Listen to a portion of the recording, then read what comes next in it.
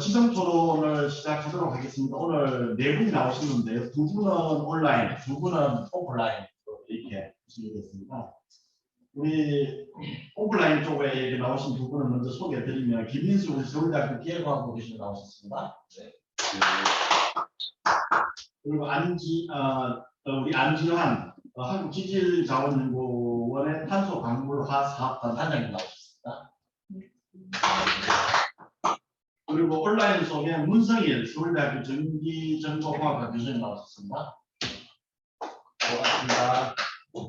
그리고 마지막으로 이준호 고려대학교 신소재공학과 교수님 나오셨습니다. 고맙습니다. 자, 지정토론은 원래 공지문에 적혀있는 순서대로 하겠습니다. 우리 먼저 김민수 교수님 네네. 시작해 주시죠. 네네.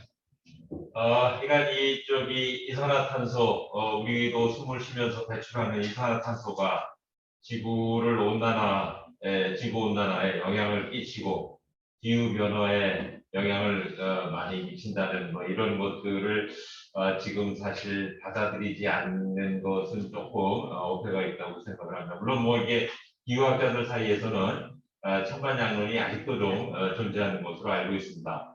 그러나 어쨌든 이런 이산화탄소, 즉 여기 탄소는 뭐 사실 지구 온난화 기체 전체를 말합니다만 그 중에 대표적인 게 이제 이산화탄소니까 이산화탄소 배출을 좀 줄이자 뭐 이렇게 일단 됐고요.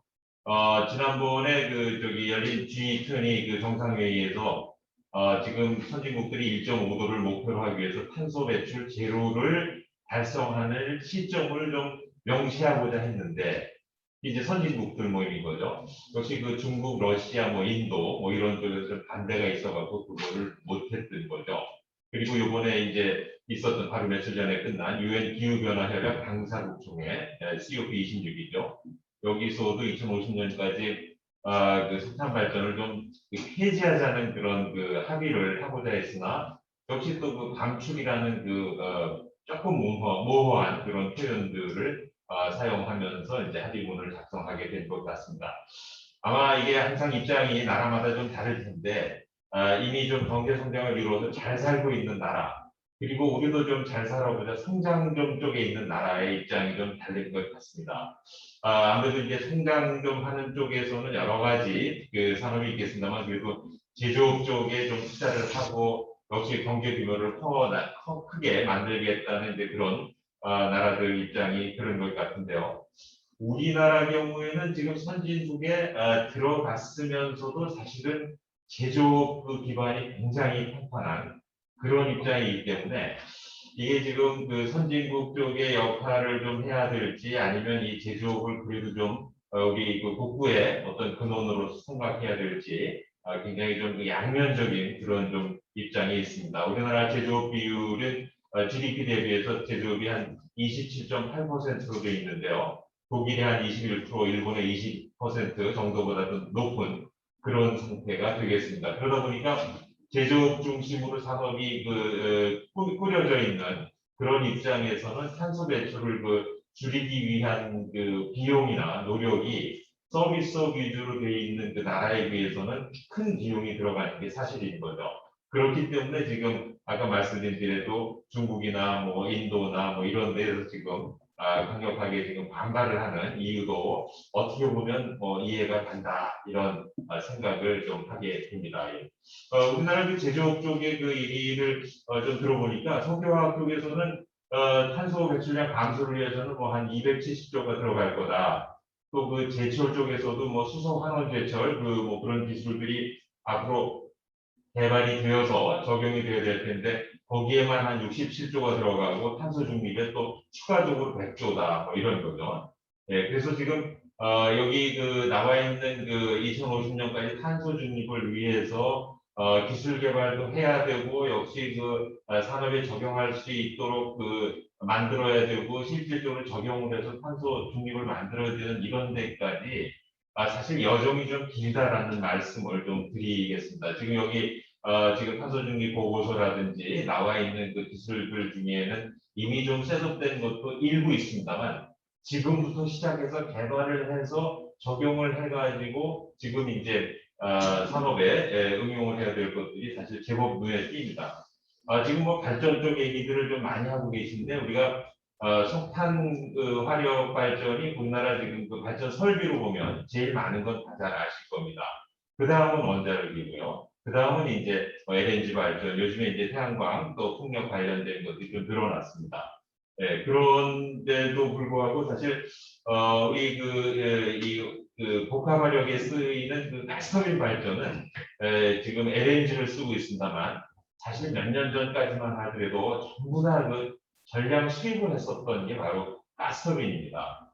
최근에 사실 국내에서 연구개발 투자를 많이 해서 지금 사실 국내에서 개발된 그 가스터빈이 있긴 있습니다만 LNG 쓰는 거죠. 그렇지만 이게 지금 초기 단계고 거의 정상적으로 지금 돌아가나 안 돌아가나를 지금 테스트하고 있는 그런 단계가 되겠습니다. 지금 그 2050년 석탄 발전 완전 중단을 하면서 발전 중에 무탄소 가스터빈, 아마 수소를 사용하는 가스터빈 같은데 이거는 사실 기술도 지금 현재 없고 그 당시까지 지금 기술이 개발될지도 정확하게는 좀 알기 어려운 그런 게 되겠습니다. 지금 그 또 발전적으로 지금 눈을 돌려보면 신재생 에너지를 늘릴 경우에 이제 발전 설비, 그다음에 아까 뭐 이게 그 교류 발전 이제 대비해서 이제 직류가 되면서 그거를 처리하는 비용도 있겠습니다만 뭐 지금 나온 게 한 1,400조쯤 뭐 얘기가 되고 있습니다. 그래서 지금 우리가 탄소 중립, 뭐 기후변화 막아야지 좋다. 그런데 그 첫 번째로는 그 사안이 우리 산업에 지금 미치는 영향이 너무나 크기 때문에 아마 지금 주장을 목소리 크게 내는 몇 나라들 제외하고는 자국 산업을 그래도 좀 뭔가 유지도 좀 하면서 역시 무역도 좀 하면서 산업을 좀 꾸려 나가면서 한양 탄소 중립을 가자고 하는 약간 그 완급을 조절하자는 얘기가 지금 많이 나오는 부분이 있어서 우리도 이 산업의 그 영향, 또 산업체의 그 목소리들을 사실은 조금 잘 좀 들으면서 가야 되겠다라는 게 이제 첫 번째 말씀입니다. 두 번째는 지금도 제가 이제 몇 가지의 예에서 비용을 말씀드렸습니다만 과연 지금 이게 감당할 수준에 있는 그런 비용이냐라는 그런 내용입니다. 지금 뭐 조단위 그 얘기 막 얘기하면은 아니 뭐 그냥 남의 얘기처럼 들리지만 정부가 재정 지출을 하든 또는 회사가 무슨 뭐 탄소 중립 비용을 내든 결국은 하여간 소비자 돈에서 세금 또는 어떤 물건의 구매 비용으로 나가서 결국은 소비자가 내는 돈이거든요. 하나 예로서 최근 그 지난 10월에 맥킨지 보고서가 하나 나왔는데 독일 경우입니다. 2045년까지 탄소 중립을 선언했는데 여기서 지금 소요되는 비용을 6조 유로, 우리나라 돈으로 따지면 8천조쯤을 주장을 했습니다. 매년 한 320조쯤 되는 돈입니다. 뭐 동계 그래도 강국인 독일이 이런 정도로 얘기를 했으니까 우리 경우는 지금 매년 320조는 아니고 한 뭐 200조쯤 들어간다고 일단 생각을 하면 아마 우리 5천만 국민들이 남녀노소를 불문하고 매년 400만 원씩 부담을 해야 하는 수준이 이게 1년에 200조쯤 되는 겁니다. 그러면 그 돈을 결국 우리가 부담을 해야 되는 거 아니겠습니까? 아까 말씀드린 정부가 투자를 하든 회사가 내든 어쨌든 우리 돈입니다. 최근에 사실 그 요소수 대란 이게 별개의 문제인 것 같습니다만 사실은 이 나라에서 사실 석탄을 주되게 지금 사용하고 있는데 석탄이 그 부족한 상황이 벌어지면서 이 석탄에서 추출한 암모니아 그리고 또 이런 과정 중에 전기가 많이 쓰이는 이런 그 과정을 거쳐서 만들어지는 그 요소가 생산이 사실은 조금 어렵게 됐고 우리나라가 요소수 대란을 갖다가 지금 겪고 있는 거 아니겠습니까? 앞으로 지금 어떤 그 난이 또 일어날지 모르겠습니다. 굉장히 불편하셨죠. 이거는 지금 사실 시작에 불과하다고 생각됩니다. 그래서 이 비용을 좀 부담을 하면서 그리고 지금처럼 예를 들자면은 석탄도 안 쓰고 석유도 예를 들자면 줄여나가고 천연가스도 나중에 궁극적으로 줄여나가면 사실 우리 생활에 약도 만들어야 되고 옷도 만들어야 되고 이런 거 다 지금 석유에서 자원 나오지 않습니까? 그래서 그런 것들을 우리가 지금 감내할 준비가 되었느냐. 그래서 우리들도 그런 것들을 이해하는 시간이 좀 필요하고 비용 부담도 지금 할 좀 마음에 좀 그 준비가 좀 필요하다 이런 말씀을 좀 드리면서 이 탄소 중립으로 가는 거 좋은데 일단 좀 이 산업의 지금 영향도 고려를 좀 해야 된다. 그리고 역시 대다수의 우리 국민들이 느끼는 또 부담해야 될 그럴 부분들도 공감대를 형성하면서 가야 된다라는 말씀을 드리겠습니다. 예, 고맙습니다. 자, 다음은 우리 문성일 교수님 부탁드립니다.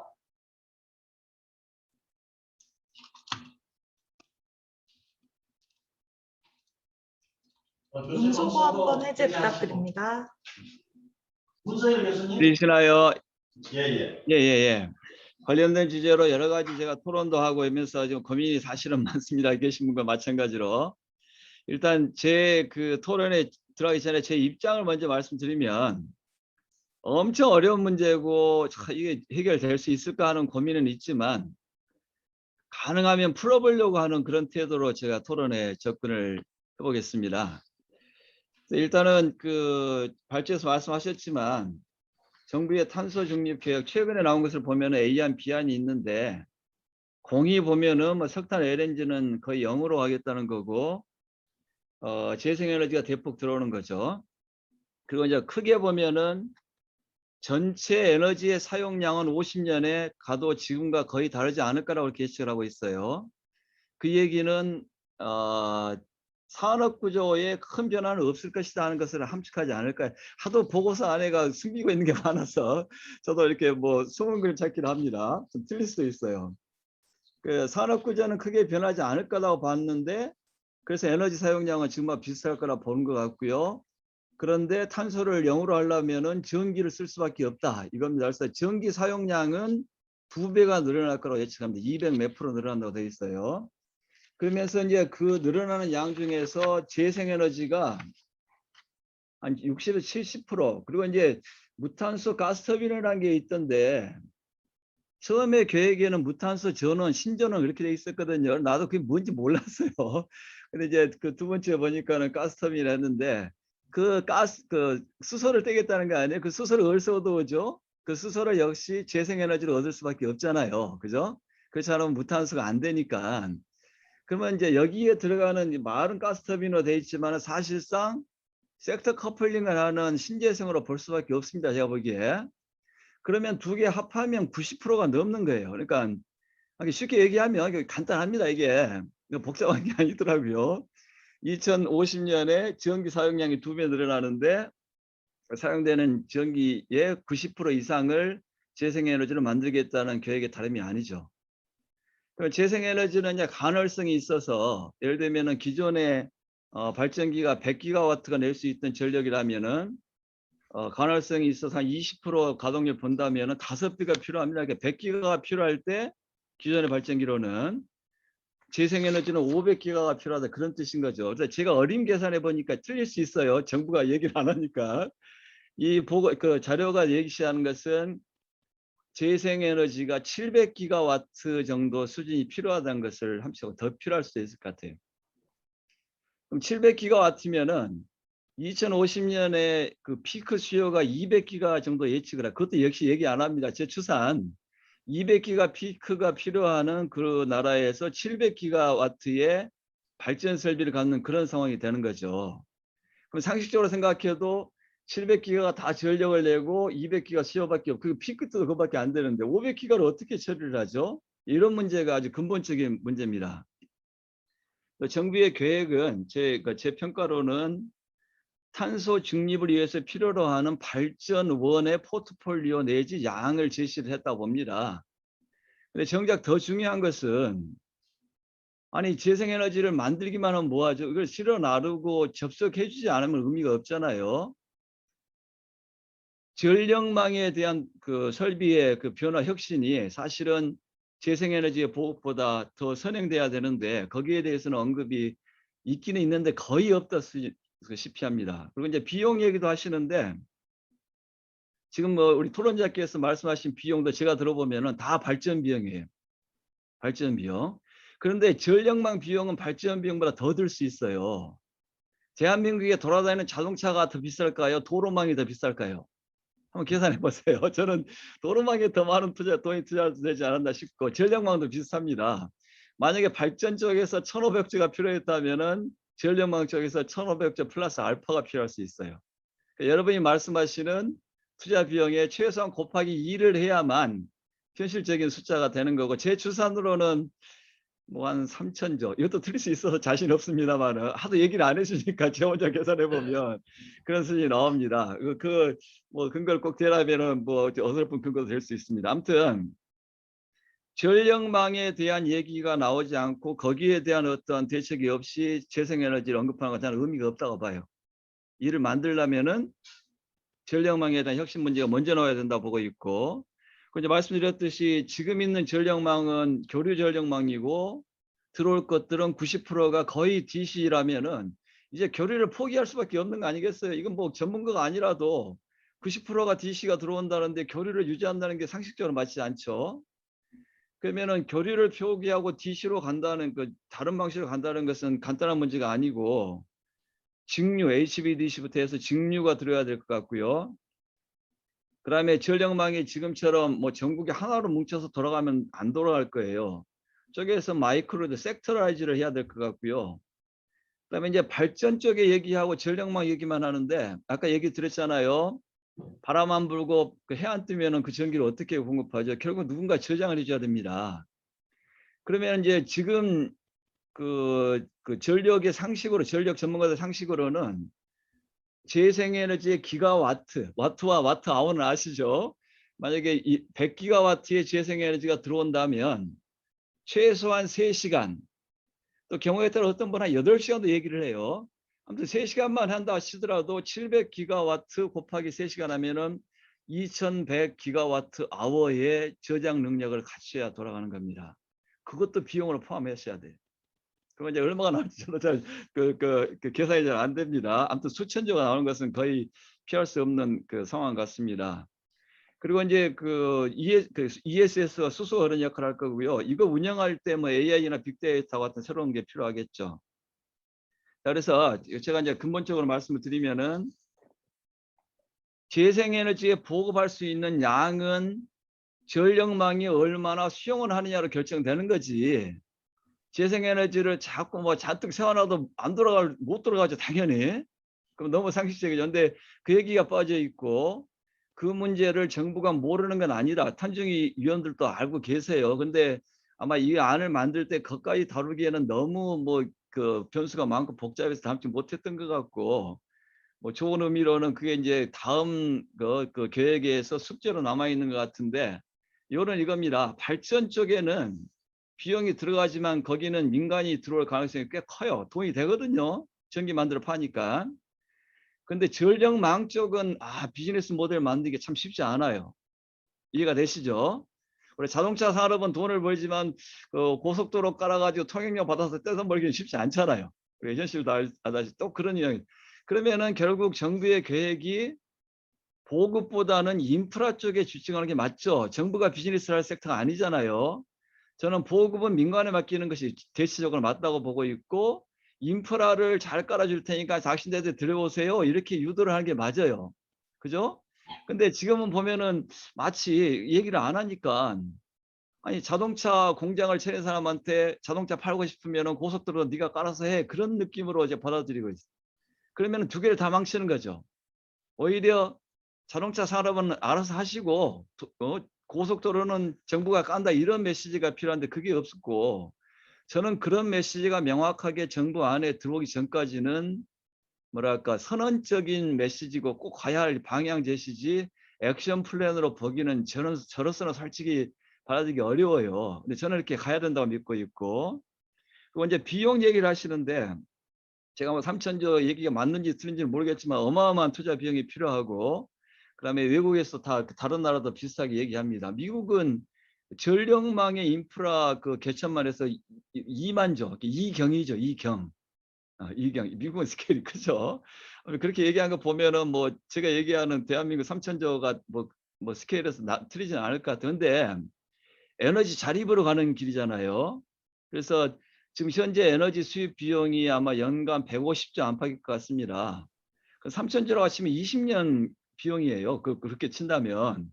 잘하면 못할 것도 없다고 저는 생각해요. 그 대신 요는 이게 모두가 다 그 뭐랄까 비용 구조로 가면은 감당할 정부가 없죠. 어떻게 우리가 지금 600조 예산을 갖고 있는 정부가 3,000조 계획을 세우겠어? 누가 감히?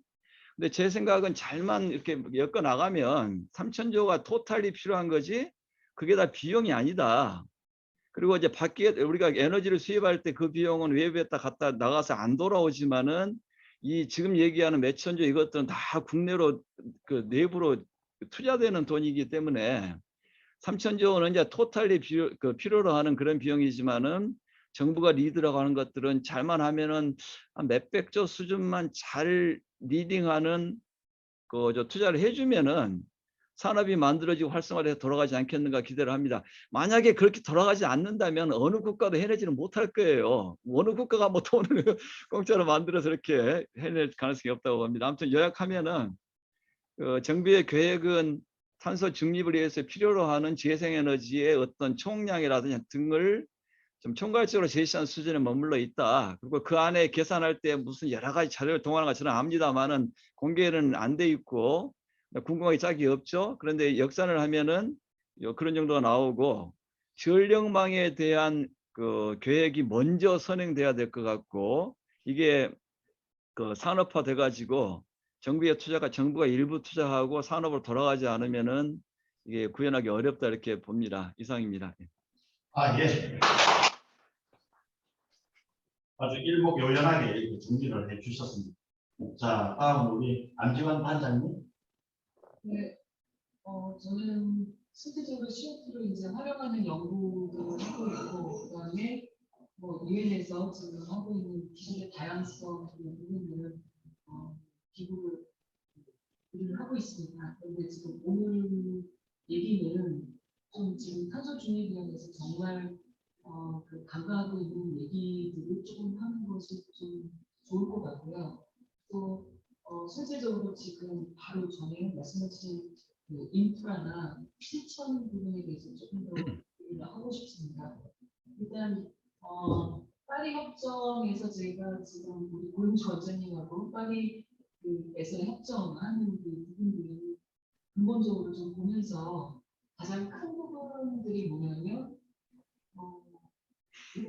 지금 지속 가능한 개발을 위해서 그 기후변화 부분들을 극복하는 부분을 방법론적으로 이 부분을 설정을 했는데 지속 가능한 개발이라는 그 설정이 쉽게 얘기하면 기후가 우리가 어쨌든 악화돼서 그 우리가 지구에서 살 수가 없다라는 아주 쉬운 논제로 시작했다는 거죠. 그래서 결국은 몇백 개 그 국가가 합의한 거는 결국은 그 전에 우리가 논의했었던 기술에 대한 다양성 부분들을 우리가 지금 요구하는 부분들로 바뀌어졌고, 그리고 거기에 지속 가능한 개발 부분을 하자라고 논제가 됐는데, 그 지속 가능한 개발을 위해서 유럽이, 미국이, 일본이 다 이미 50년씩, 40년씩을 지속 가능한 그 사회로 다 바꿨거든요. 근데 이제 지금의 우리나라가 그 노력을 한 그 위치 유럽하고 선진국들하고 굉장히 차이가 나는데 지금 우리는 눈높이를 똑같이 한다는 그 설정이 잘못됐다는 거죠. 그래 놓고 지금 거기서 가장 빠져 있는 게 인프라 같은 그 부분으로 지금 다 뭐라고 되어 있냐면 다 같이 지구는 하나니까 싱크 글로벌리라고 다 논제는 돼 있지만 액트는 로컬리로 돼 있어요. 아까 인프라 말씀하신 똑같이 가장 중요한 건데 우리가 지금 지구 안에서 천연 자원이나 물이나 이런 부분들이 우리가 한정이 돼 있으니까 차세대에 우리의 손자 손녀들한테 쓸 수 있는 물과 이 부분들의 천연 자원을 아끼려면 우리 세대에서는 지속 가능한 개발이라는 게 뭐냐면 쓰레기 가지고 우리가 돈이 더 많이 들고 그 부분의 과학 기술이 굉장히 어려운데 그 부분을 해서라도 이 컨티미네이션 하는 속도가 우리가 컨저베이션 하는 보존하려고 하는 속도보다 더 빠르니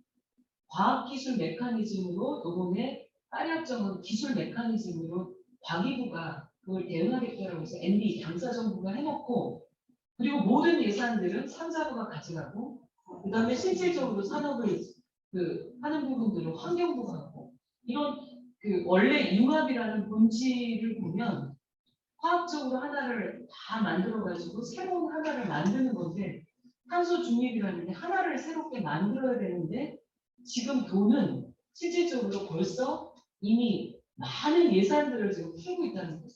아까 예산 얘기도 나왔지만 가장 중요한 부분에 예산을 50년 전에 탄소 중립을 위해서 지속 가능한 선진국들이 뭘 했냐면 실천을 했다는 거예요. 그리고 국민들이 실천하고 대상이 여기에 다 빠져 있는 거죠. 우리가 액션 플랜을 주민들하고 하고 그다음에 지자체랑 해서 모든 교육들을 다 업해서 이것들을 소프트웨어적인 그 부분들을 합의를 해서 이 사회를 정의로운 사회라고 되어져 있고 친환경제 사회를 하는 거는 이 에너지 전환 말고 섹터에 엄청난 파트로 되어져 있는데 그 돈은 5천만 원짜리로 알고 있거든요.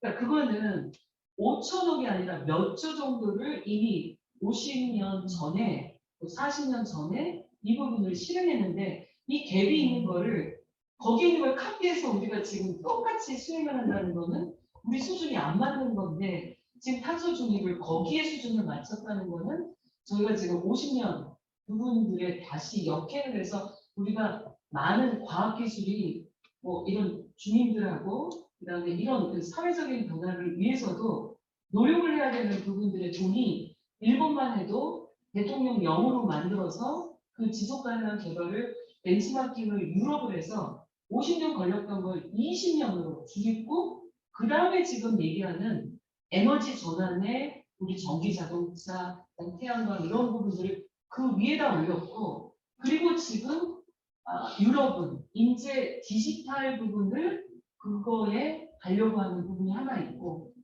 그다음에 어떻게든 경제성이 나고 내구성을 위해서 재제조라는 부분들을 우리 지금 사람으로 보면 우리는 동맥 산업인데 나머지 부분은 쓰레기를 다 보면 생활 쓰레기 아니면 산업 쓰레기 이건 정맥인 거죠.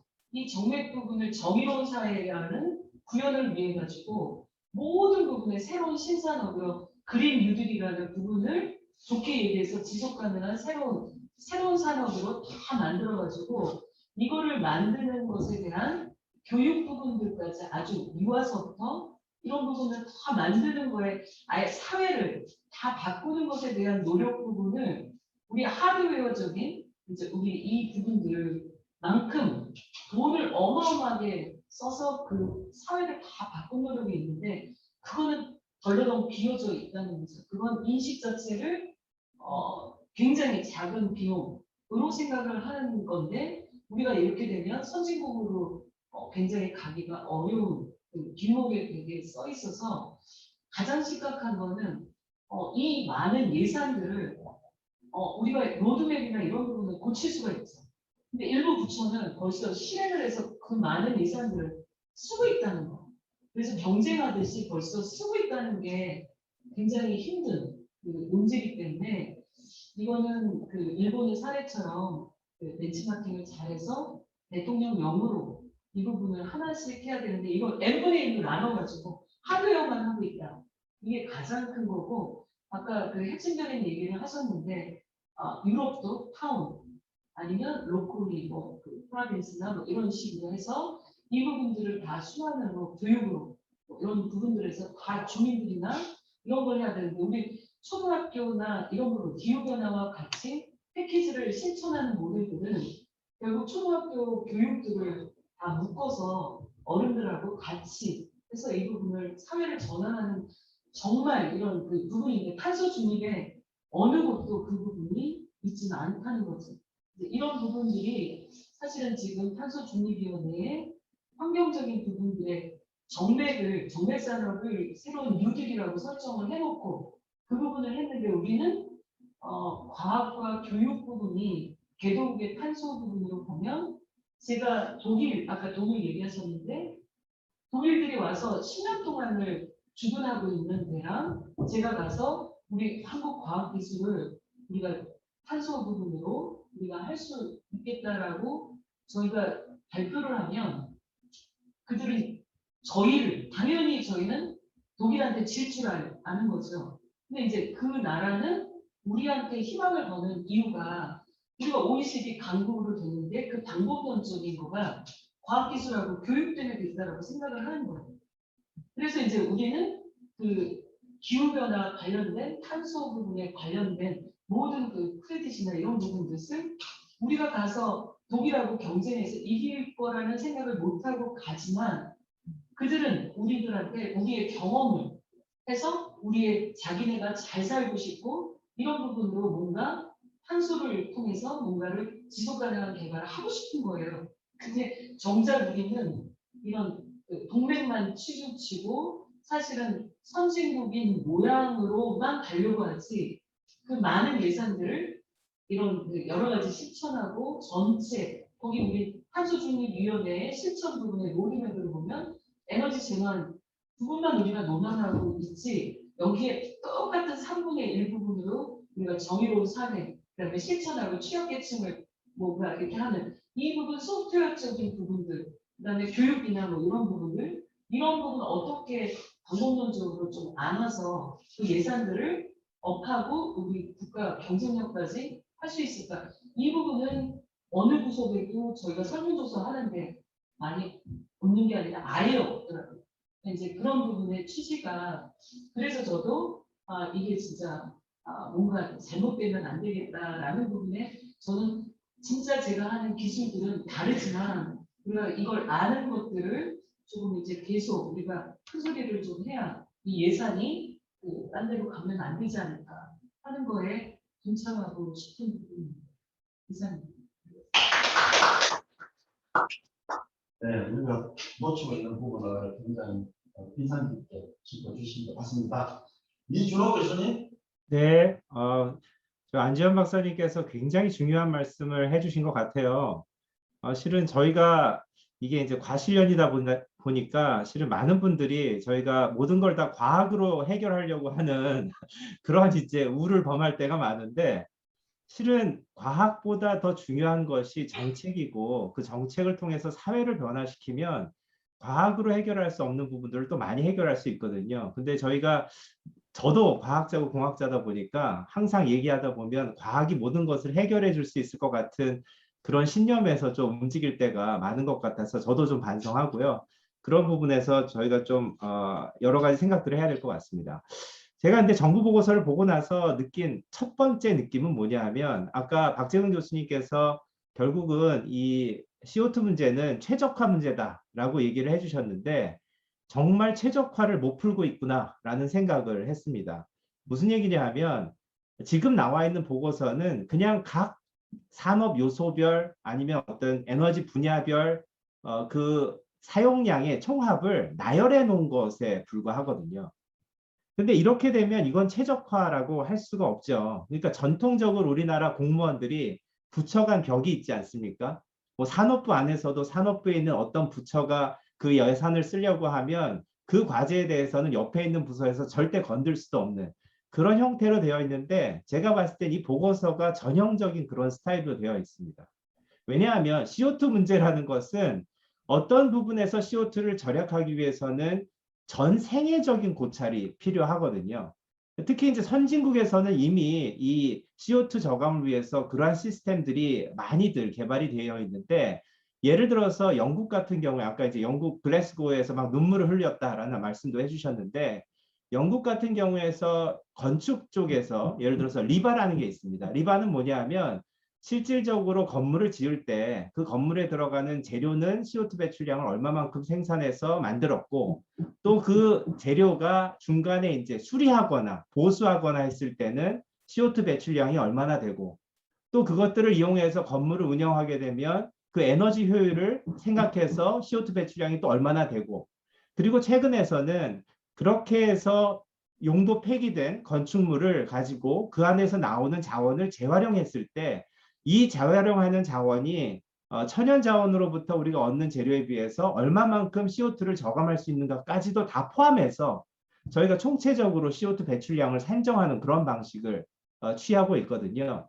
그렇게 하게 되면 실은 제조 과정에서 CO2 배출량이 많은 어떤 제품이라도 중간에서 우리가 보존하거나 사용하거나 에너지 효율을 높이거나 아니면 그것을 리사이클할 수 있는 가능성이 많다면 오히려 그런 소재들을 더 적극적으로 활용할 수 있게끔 실은 영국 같은 데서는 이미 제도적으로 그런 것들을 만들었습니다.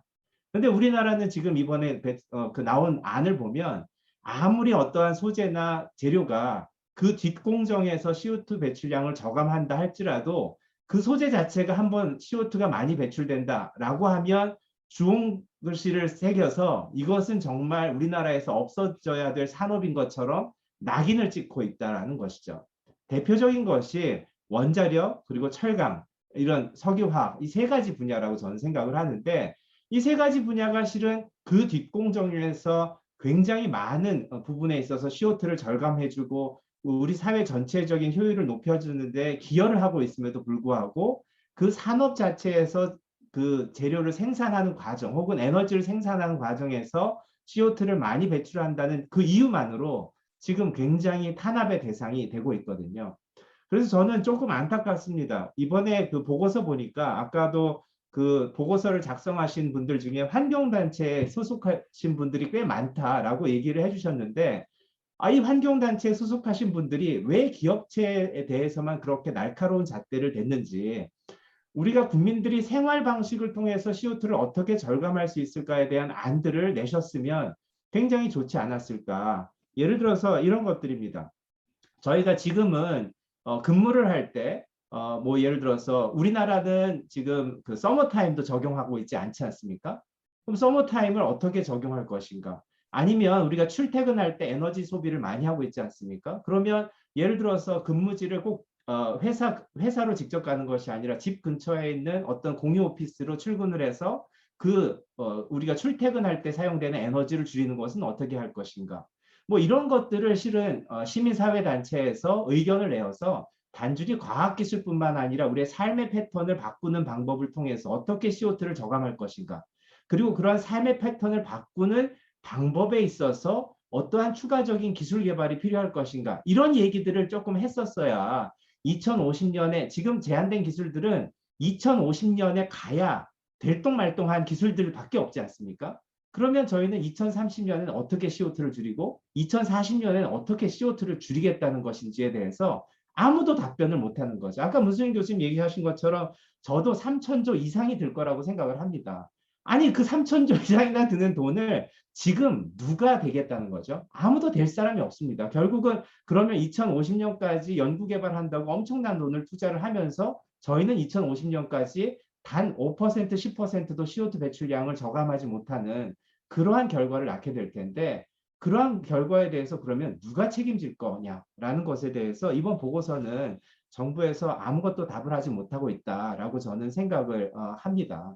그래서 결과적으로는 현재 정부 정책은 어떻게 보면 너무나 그 부처 간 벽이 명확하게 드러나는 그 단순한 그 모험에 불과하다. 그래서 이것은 오히려 지금 정부 정책이 없는 것, 국가적인 전략이 없는 것과 마찬가지다라고 생각을 하고 지금 전체적인 통합적인 최적화를 할 수 있는 그러한 새로운 전략을 이번 기회에 수립해야 되지 않는가 그런 생각을 했습니다. 예, 감사합니다. 예, 지금 우리가 정해진 시간이 아마 5시 반까지인데, 일단 우리 발제하신 박지원 교수님은 계속 계시는 거죠? 네. 네, 오케이. 좀 이따 제가 발언을 드리겠습니다. 우리 오늘 선택해 주신 오영주 원장님, 음성을 해제하시고 혹시 이 주제와 관련해서 한 말씀 하시겠습니까?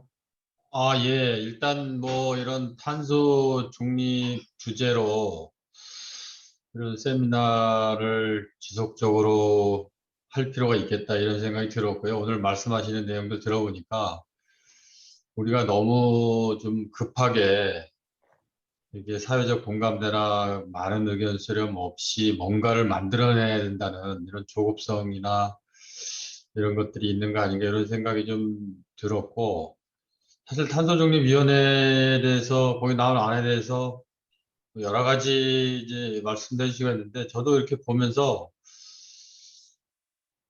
한편으로 그런 생각이 드는 거예요. 우리는 무엇을 어떤 고민을 했을까?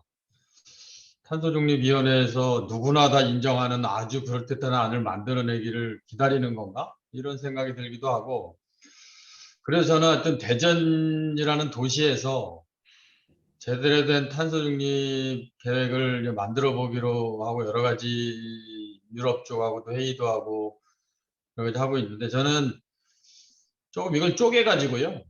쪼개가지고 실천 가능한 것부터 하자, 이런 생각이 들어요. 일단 모든 계획을 완벽하게 세워놓고 가자고 하면은 이 계획 세우다가 막 서로 이게 될 것 같은데, 물론 큰 그림이 있어야 되겠지만 자기가 있는 영역에서 할 수 있는 부분부터 조금 일단은 추진을 해보자, 이런 생각이 하나 들었고요. 또 하나는 그 유엔 기후변화 협약, 제가 컵21 할 때 안지환 박사님하고 같이 파리에 갔었거든요.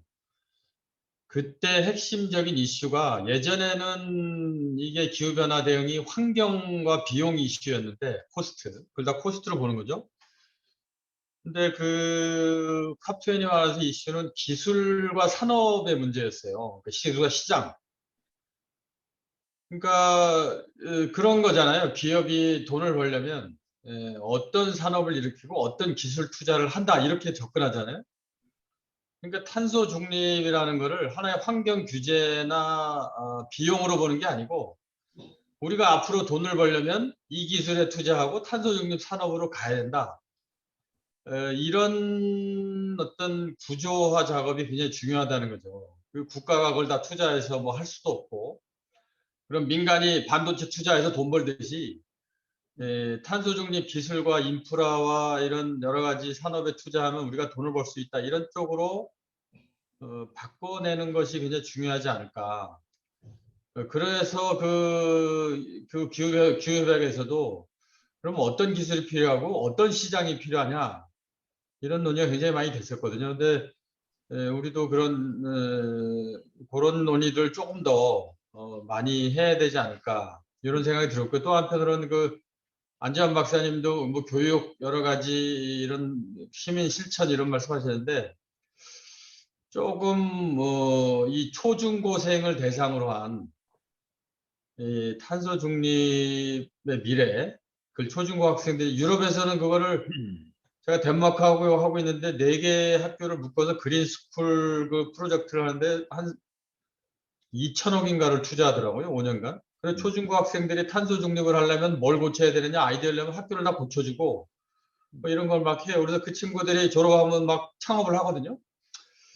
그러니까 조금 약간 그 초중고 학생들에게, 우리가 컨벤셔널 날리지잖아요. 탄소 중립이 환경 규제나 비용이 아니고, 이게 투자고, 이게 신산업이고, 이게 새로운 기술이고, 여기에 새로운 창업과 일자리 기회가 있다라는 생각을 미래의 학생 청년에게 가지게 해주고, 그 학생 청년이 도시와 국가의 미래를 그려나가도록 지원해 주는 거, 그런 것도 하나 중요한 축이 되지 않을까, 그런 생각을 해서 뭐 대전에서 소소하게 좀 해보려고 하는데, 뭐 어려운 문제죠. 어쨌든 우리가 중지를 계속 모아나가면서 작은 것부터 또 할 수 있는 것부터 하면서 뭔가 우리의 컨벤셔널 난리지와 접근 방식을 바꿔야 되지 않을까, 이런 생각을 해봅니다.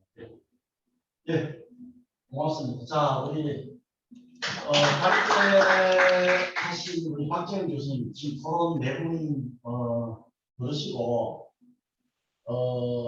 발제하신 입장에서 뭐 답변을 좀 해주시죠.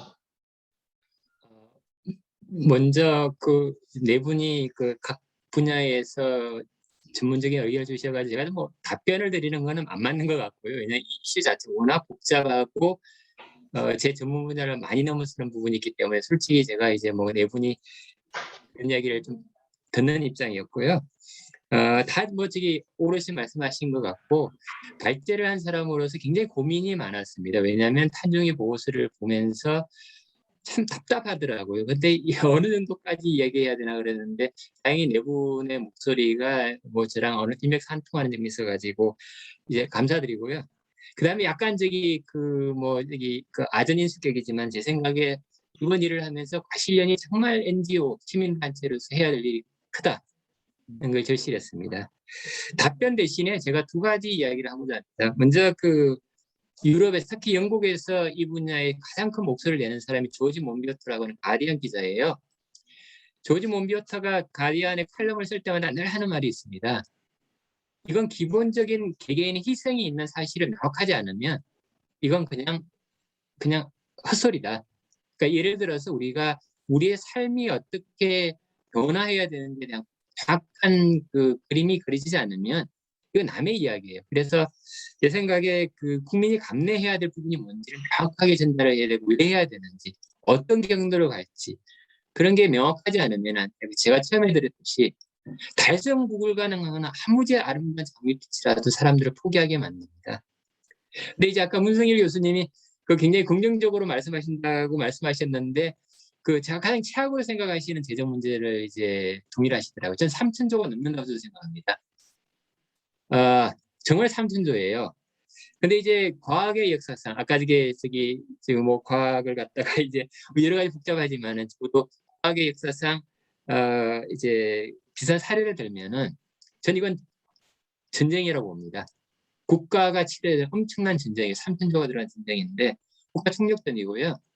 제가 아는 한 이런 걸 갖다가 하기 위해서는 모든 재원과 자원을 통일을 해야 되는데 그 대표적인 사례가 이제 그 미국 맨하탄 프로젝트입니다.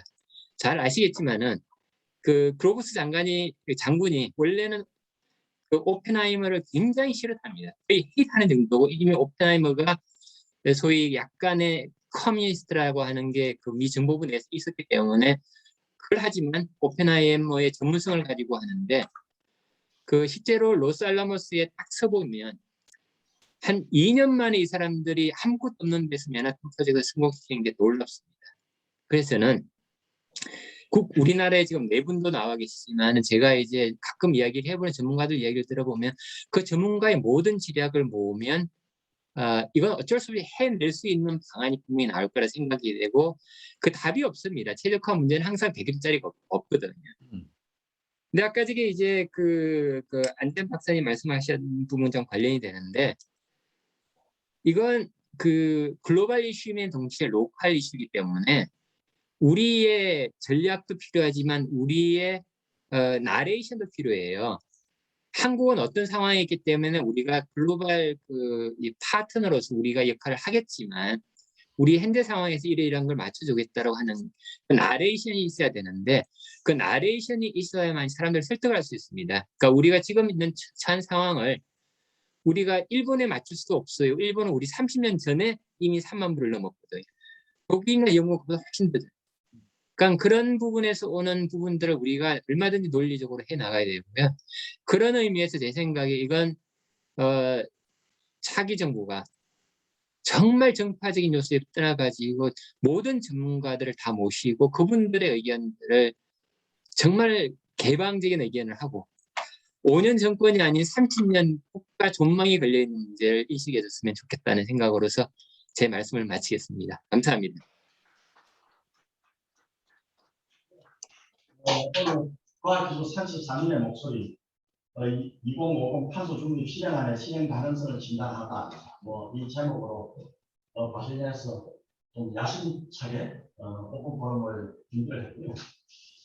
요즘 이렇게 두 가지 대전환을 이야기합니다. 산업 대전환. 하나는 이제 디지털 전환 이야기를 많이 하고 AI 인공지능 이야기를 많이 하고요. 그리고 좀 하나는 우리 에너지 전환을 포함한 탄소 중립을 이야기를 하죠. 근데 오늘 우리 박정훈 교수님께서 굉장히 중요한 말씀, 어떻게 보면 물리학적 관점에서 이 최적화라는 거 들고 나오셨고요. 탄소 중립은 최적화 문제다. 근데 사실 보면 이런 AI 인공지능도 결국 최적화 문제입니다. 이거 어떻게 보면 대전환의 어떻게 보면 두 기둥이 최적화 문제인데, 제가 알고 있기로 이 최적화 문제는 이제 어떻게 보면 이제 수많은 제약 조건 하에서 어떤 목적 함수가 있겠죠. 그 목적 함수는 굉장히 단순할 수도 있고 멀티 오브젝티브 펑션이 있겠죠. 그죠? 지금 우리 부딪히는 멀티 오브젝티브 펑션. 그리고 컨스트레인트는 굉장히 지금 어떤 현실적인 관점에서 생각을 해야 되는데 이 자칫 컨스트레인트가 구성하는 어떤 피지컬 셋에서 그게 엠티 셋이 되버리면 그냥 그 성립이 안 되는 거죠. 뭐 최적화할 수 있는 솔루션이 없는 거잖아요. 그죠? 이렇게 자칫 이렇게 가게 되면 굉장히 공허한 이슈가 되어버리는 거죠. 그죠? 소위 현실성이 없다, 실행 가능성이 없다는 이 이야기가 되는 거고, 어쩌면 뭐 이렇게 오브젝티브 펑션이라고 했지만 이 구조가 굉장히 또 복잡할 수도 있어요. 그러니까 탄소 중립, 탄소 배출 미니마이징 하고 하면서 산업 경쟁력을 또 맥시마이징 하고 이렇게 해야 되기 때문에 어떻게 보면 이게 맥스 민 문제일 수도 있고 민 맥스 문제일 수도 있어요, 사실은.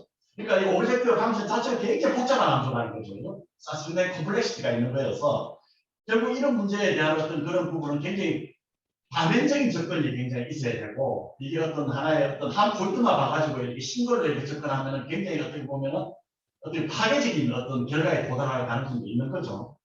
그래서 오늘 그 여러 이 과실전에서 이 토양 오픈 포럼에서 굉장히 그 많은 어떤 그 관점과 어떤 그 일종의 처방에 대한 암시가 전 이루어졌다고 봅니다. 우리 문승일 교수님 너무너무 잘 이렇게 정리를 해주셨고요. 이준호 교수님하고 또 안지한 단장님이 또 새로운 포인트를 잘 짚어주셨고요. 또 우리 김민수 교수님이 어떻게 보면 참 제가 봤을 때 중립적이고 객관적인 입장에서 지금 어떻게 보면 그 균형 잡힌 어떤 시각을 잘 말씀해 주셨다고 생각합니다. 과실은 오늘 오픈 포럼을 통해서 탄소 중립 문제를 다뤘지만 이 부분은 2050년 만에 탄소 중립이면 2050년까지 과실은 오픈 포럼을 계속 해야 됩니다. 계속 해야 될 주제입니다. 그래서 이 2050년까지 과실님 수많은 대표님들이 등장을 하시겠지만 줄기차게 이 탄소 중립 문제를 그때까지 어떻게 보면 우리가 기대할 만한 어떤 수준에 이르기까지 오픈 포럼을 계속하겠다는 약속을 드리면서 오늘 포럼을 마무리하겠습니다. 감사합니다.